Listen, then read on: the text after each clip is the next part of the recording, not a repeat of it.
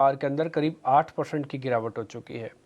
10% पे तो, क्योंकि जो जो फ्यूचर्स में शेयर हैं वो तो 10% पे भी रुकेंगे, फिर 15 मिनट बाद खोल दिए जाएंगे। लेकिन जो कैश के शेयर हैं जिनमें से वो सर्किट है, फिर वो खुलेगा नहीं एक बार अगर लग गया तो इसलिए कैश और फ्यूचर्स वाले शेयरों का भी डिफरेंस ज़रूर चेक कर लेना चाहिए एक बार, क्योंकि ये फॉल काफ़ी सीवियर है और एकदम से आया है, इसलिए एक टेक्निकल व्यू भी समझना बहुत ज़रूरी है। जरा बेस चेक करवा लेते हैं दो शेयरों का। अडानी पावर जो कि अब 7.5% नीचे है। आदित्य, जरा इसका नियर बाय का सपोर्ट बताओ। देखिए, अदानी पावर में जो सपोर्ट आ रहा है वो 309 का आ रहा है, और दूसरा जो सपोर्ट आ रहा है वो 285 का आ रहा है। तो ये स्टैटिस्टिकल लेवल है जो हम एंटिसिपेट कर सकते हैं कि शायद स्टॉक यहाँ पे टिके, जरूरी नहीं है टिके, बट ओवरऑल ट्रेंड जो है पॉजिटिव है, उसमें एक करेक्शन दिख रहा है, तो उस हिसाब से थोड़ा टाइम देना चाहिए इसको। ठीक है, हालांकि थोड़ा टाइम देना चाहिए, लेकिन फिर भी आप 310 309 वाली रेंज का एक स्टॉप लॉस भी नोटिस करके रख सकते हैं।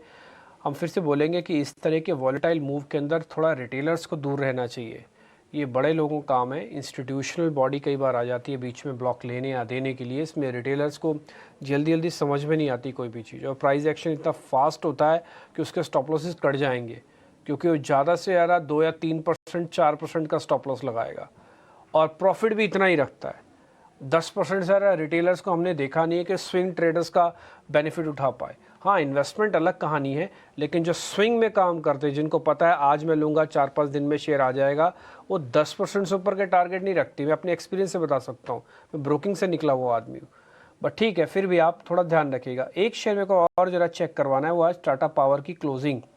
टाटा पावर की आज की जो क्लोजिंग हो रही है सुदीप, क्या, अच्छा राजेश सर से पता करता हूँ।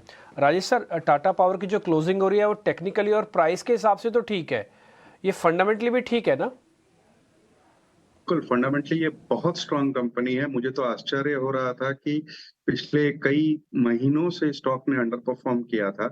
अगर आप देखो तो प्राइवेट सेक्टर में सबसे लार्जेस्ट पावर सेक्टर की यूटिलिटी है।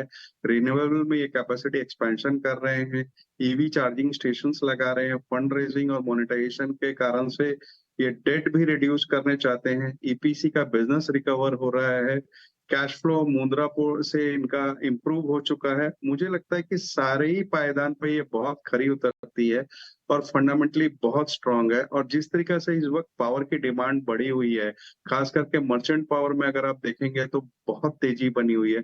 मुझे लगता है स्टॉक में बिल्कुल आपको पोजीशन बनानी चाहिए फंडामेंटली, और कम से कम 12 से 18 महीने का समय देना चाहिए।